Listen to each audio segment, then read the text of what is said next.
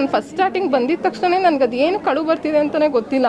ಅಷ್ಟು ಹತ್ತಿದ್ದೀನಿ, ಅದೇನು ಅಂತಲೇ ಗೊತ್ತಿಲ್ಲ ಸರ್. ಅಂದರೆ ಇಲ್ಲಿ ಬಂದರೆ ಸಾಕು ನಾನು ಎಷ್ಟು ನೆಮ್ಮದಿಯಾಗಿರ್ತೀನಿ ಅಂದರೆ ಅಷ್ಟು ನೆಮ್ಮದಿ ಸರ್.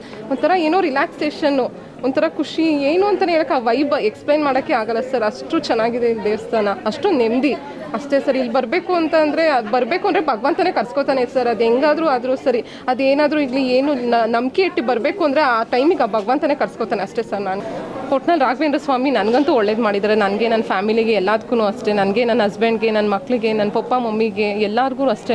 ನಾವು ನಂಬೇ ಬದುಕ್ತಾ ಇರೋದು. ನಮ್ಮ ಮಮ್ಮಿ ಪಪ್ಪನೂ ಅಷ್ಟೇ, ನಾನು ಅಷ್ಟೇ.